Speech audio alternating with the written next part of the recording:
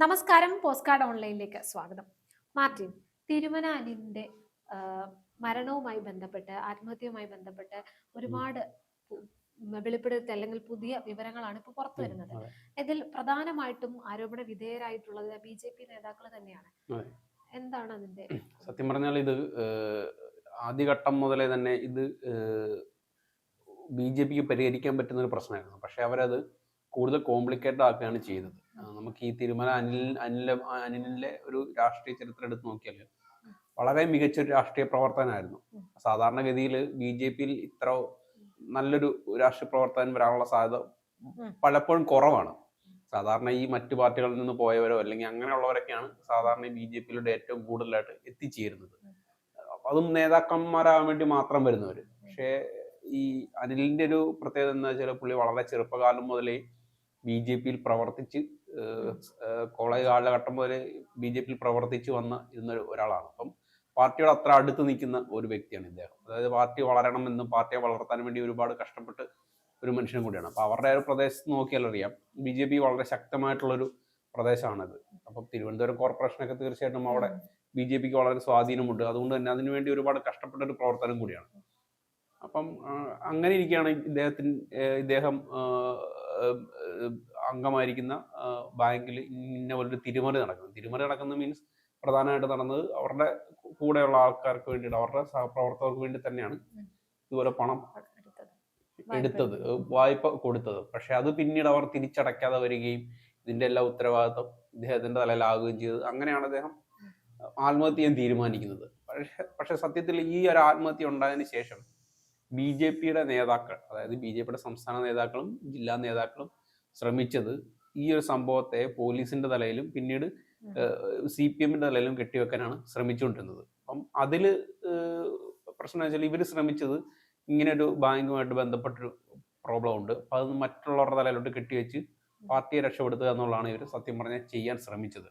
പക്ഷെ സത്യം പറഞ്ഞാൽ അത് അമ്പേ പാളിപ്പോയി എന്ന് തന്നെയാണ് എനിക്ക് തോന്നുന്നത്. കാരണം വെച്ചാൽ പുള്ളിയുടെ ആത്മഹത്യാക്കുറിപ്പ് പുറത്തു വന്നു. അപ്പൊ ഈ ആത്മഹത്യാക്കുറിപ്പ് പുറത്തു വന്നപ്പോഴത്തേന് അതിനകത്ത് ഒരിടത്തും പറയുന്നില്ല പോലീസിനെയോ അല്ലെങ്കിൽ CPMനെയോ അല്ലെങ്കിൽ മറ്റാരെങ്കിലും കുറ്റപ്പെടുത്തുന്നതായിട്ട് അത് പറയുന്നില്ല. നമ്മുടെ ആളുകൾ എന്നാണ് ആ കത്തിൽ പറയുന്നത് തന്നെ. നമ്മുടെ ആളുകൾ എന്ന് പറയുമ്പോൾ തീർച്ചയായിട്ടും അത് പാർട്ടി പ്രവർത്തകർ തന്നെയാണ്, BJPയുടെ പാർട്ടി പ്രവർത്തകർ തന്നെയാണ്. അവരെയാണ് സഹായിച്ചതെന്ന് പറയുന്നു. ഇതുമായിട്ട് ബന്ധപ്പെട്ട കണക്കുകൾ ഉണ്ടെന്നും കണക്കുകൾ പരിശോധിച്ചാൽ വ്യക്തമായിട്ടുള്ള ഒരു രൂപം കിട്ടുമെന്നും ഈ ആത്മഹത്യക്കുറിപ്പിൽ തീർച്ചയായിട്ടും പറയുന്നുണ്ട്.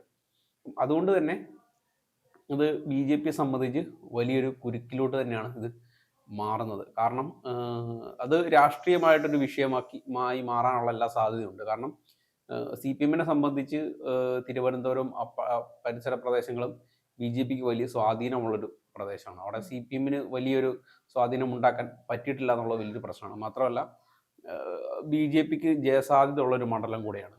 അപ്പം അവിടെ ഒരു മുന്നേറ്റം നടത്താൻ CPMനോ അല്ലെങ്കിൽ കോൺഗ്രസിനോ ഈ ഒരു വിഷയം കൊണ്ട് സാധിക്കുമെന്നുള്ളതാണ് അവർക്ക് മുന്നിലുള്ള ഒരു സാധ്യത എന്ന് പറയുന്നത്. ഈ ഒരു വിഷയം കൂടുതൽ കത്തിച്ചാൽ ഇത്തരമൊരു സാധ്യത അവർക്ക് മുന്നിൽ ഉണ്ടാകുമെന്ന് തന്നെയാണ് പറയാൻ സാധിക്കുന്നത്. കാരണം മരിച്ചത് ഒരു BJPയുടെ നേതാവാണ്. അയാളുടെ മരണ കാരണമായതും മറ്റ് നേതാക്കളുടെയും മറ്റ് പ്രവർത്തകരുടെയും കയ്യിലിരിപ്പുകൊണ്ടാണ്. അപ്പം അതുകൊണ്ട് തന്നെ അങ്ങനെ ഒരു നരേഷൻ ഉണ്ടാക്കിയെടുക്കാനായിട്ട് CPMനും കോൺഗ്രസിനും സാധിക്കുമെന്നുള്ളിടത്താണ് BJP സൂക്ഷിക്കേണ്ടത്. പക്ഷേ ഈ ഒരു തെറ്റ് തീർച്ചയായിട്ടും തിരുത്താൻ ആദ്യമേ തന്നെ BJPക്ക് സാധിക്കുമായിരുന്നു. കാരണം ഇനി കത്തിൽ പറയുന്നുണ്ട് ഇങ്ങനൊരു പ്രശ്നമുണ്ട് അല്ലെങ്കിൽ ഇന്ന പോലെ പൈസയുടെ ഒരു പ്രശ്നമുണ്ട് എന്ന് മനസ്സിലായപ്പോൾ ഇത് തീർച്ചയായിട്ടും മറ്റ് സംസ്ഥാന നേതാക്കളെയും മറ്റ് നേതാക്കളെയും അറിയിച്ചിരുന്നു. ഇങ്ങനെ പോലൊരു പ്രശ്നമുണ്ട്, സഹായിക്കണമെന്ന് പറഞ്ഞുകൊണ്ട് അനിൽ അവരുടെ എല്ലായിടത്ത് ചെന്നിരുന്നു. പക്ഷെ അവരത് സഹായിക്കാൻ തയ്യാറായില്ലെന്ന് മാത്രമല്ല തള്ളിക്കളയാണ് ചെയ്തത്. സത്യം പറയുന്നത് വളരെ ചെറിയൊരു തുകയാണിത്. ഇത്ര വലിയൊരു കോടിക്കണക്കിന് രൂപയുടെ ഒരു അഴിമതി അല്ലെങ്കിൽ അത്ര വലിയ സംഭവമൊന്നുമല്ല, വളരെ ചെറിയൊരു തുകയാണ്. ഇപ്പം BJP സംബന്ധിച്ച് നമുക്കറിയാം ഒരുപാട് ഫണ്ടുള്ളൊരു പാർട്ടിയാണ്. അതിപ്പോൾ കേരളത്തിലായാലും കേന്ദ്രത്തിലായാലും ഒരുപാട് ഫണ്ട് കൈവശമുള്ളൊരു പാർട്ടിയാണ്. മാത്രമല്ല അവർക്ക് ഫണ്ട് കൊടുക്കാൻ ഒരുപാട് ആളുകളും ഉണ്ട്. അവർക്ക് ഫണ്ട് കണ്ടെത്താൻ വലിയ പാടുമില്ലാത്തൊരു പാർട്ടിയാണ്. അപ്പം അവർക്ക് തീർച്ചയായിട്ടും അത് പരിഹരിക്കാൻ പറ്റുന്നൊരു വിഷയമായിരുന്നു ഇത്. പക്ഷെ അവരത് പരിഹരിച്ചില്ല എന്നുള്ളിടത്താണ് അവരുടെ പരാജയം ഇരിക്കുന്നത്. ഇപ്പൊ കഴിഞ്ഞ ദിവസം നമ്മൾ രാജീവ് ചന്ദ്രശേഖരന്റെ കാര്യം സംസാരിച്ചിരുന്നു. ഈ ഒരു വിഷയം ചോദിച്ചിട്ട് മാധ്യമപ്രവർത്തകയ്ക്ക് നേരെ തട്ടിക്കയറുന്ന വിഷ്വൽസ് എല്ലാം നമ്മൾ കണ്ടിരുന്നു. സത്യം പറഞ്ഞാൽ പുള്ളി ചെയ്തൊരു വലിയൊരു മണ്ടത്തരമായിരുന്നു. അത് ചെയ്തില്ലായിരുന്നെങ്കിൽ ഇത് ഇത്രയും ചർച്ച ചെയ്യപ്പെടില്ലായിരുന്നു എന്നുള്ളിടത്താണ് അവർക്ക് പറ്റിയ അബദ്ധം കിടക്കുന്നത്. സത്യം പറഞ്ഞാൽ അത് രാജീവ് ചന്ദ്രശേഖരൻ അത് കൃത്യമായിട്ട് ബുദ്ധിപൂർവ്വം അനുഭാവപൂർവ്വം അത് മുന്നോട്ട് നീക്കിയിരുന്നെങ്കിൽ, കരുക്കൾ നീക്കിയിരുന്നെങ്കിൽ തീർച്ചയായിട്ടും ഇത് വലിയ കുഴപ്പമില്ലാതെ പറഞ്ഞു തീർക്കാൻ പറ്റുന്ന ഒരു വലിയ ചെറിയൊരു സോൾവ് ചെയ്യാൻ പറ്റുന്ന ഒരു പ്രശ്നമായിരുന്നു. ചെറിയ പ്രശ്നമല്ല, കാരണം ഒരാളുടെ മരണത്തിന് കാരണമായ ഒരു പ്രശ്നമാണ്.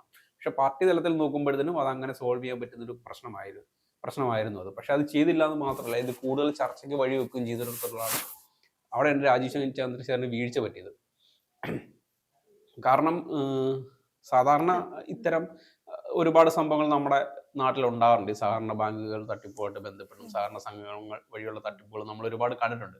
അത് പലപ്പോഴും ചെന്നെത്തിപ്പെടുക ഒന്നെങ്കിൽ CPM-ന്റെ തലയിൽ അല്ലെങ്കിൽ കോൺഗ്രസിന്റെ തലയിലാണ് ഇത്തരം പ്രശ്നങ്ങൾ കൂടുതലായിട്ടും ചെന്നെത്തിപ്പെടുക. കാരണം വെച്ചാൽ മജോറിറ്റി ബാങ്കുകളും ഭരിക്കുന്നത് അവരാണ്, അല്ലെങ്കിൽ സഹകരണ സംഘങ്ങൾ ഭരിക്കുന്നത് അവരാണെന്നുള്ളതാണ് പ്രധാന കാരണം എന്ന് പറയുന്നത്. പക്ഷെ ഇവിടെ ഇപ്പോൾ BJP ഭരിക്കുന്ന ഒരു സഹകരണ സംഘത്തിൽ ആദ്യമായിട്ടാണ് ഇങ്ങനെ ഒരു സംഭവം കേരളത്തിൽ ഉണ്ടാകുന്നത്.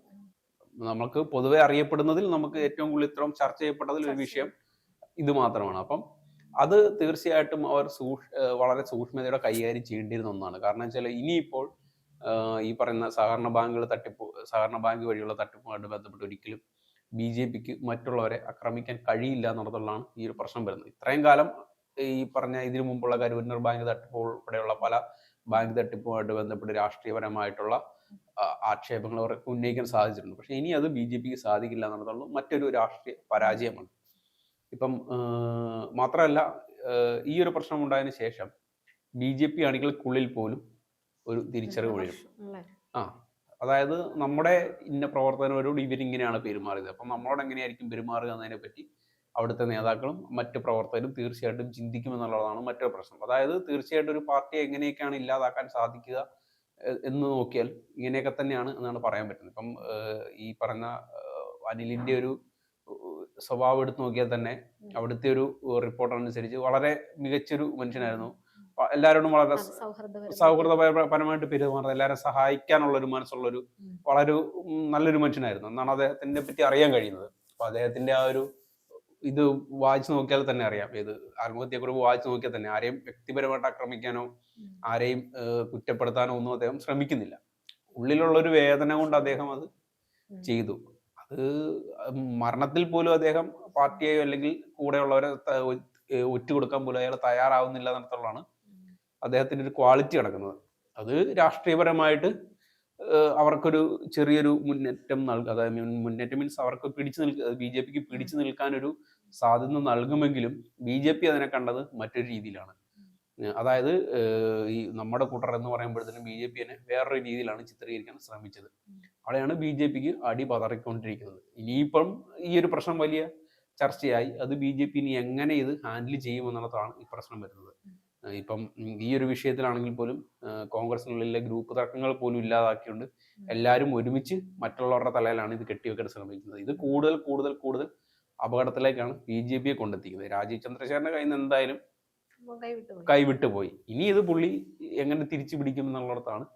ഇനി അധികം പരാമർശങ്ങളോ പ്രസ്താവനകളൊന്നും നടത്താതിരിക്കുന്നതായിരിക്കും നല്ലത്. അല്ലെന്നുണ്ടെങ്കിൽ ഇനി പ്രശ്നമാകാനുള്ള സാധ്യതയുണ്ട്. അല്ലെന്നുണ്ടെങ്കിൽ അത് തെറ്റുപറ്റിയെന്ന് പറഞ്ഞ് മാപ്പ് പറയുക, അല്ലെങ്കിൽ ആ കുടുംബത്തിന് വേണ്ട സഹായങ്ങൾ എത്തിച്ചു കൊടുക്കുക, ഈ പ്രശ്നങ്ങൾക്ക് ഒരു പരിഹാരം കണ്ടെത്തുക എന്നത് മാത്രമാണ് പ്രശ്നം. എന്തായാലും ഇത്ര ചർച്ചയായ സ്ഥിതിക്ക് തീർച്ചയായിട്ടും രാഷ്ട്രീയപരമായിട്ട് ഇനി ഒരു നേട്ടവും BJPക്കോ രാജീവ് ചന്ദ്രശേഖരനോ ഈ വിഷയം കൊണ്ട് ഉണ്ടാക്കാൻ പറ്റത്തില്ലെന്ന് മാത്രമല്ല, വലിയൊരു കേടുപാടുകൾ സംഭവിച്ചു കഴിഞ്ഞു. കുറച്ച് നാളായിട്ട് BJP ഇത്തരം കേടുപാടുകൾ സംഭവിക്കുന്നുണ്ട്. അതിന്റെ ഭാഗമായിട്ട് അവസാനത്തെ ഒരു വിഷയമായിട്ട് ഇതും കൂടെ നിലനിൽക്കുന്നു. അവർ ഇനി ഇത് കൈകാര്യം ചെയ്തേ അവർക്ക് പറ്റും. അല്ലെന്നുണ്ടെങ്കിൽ പ്രശ്നമാകും.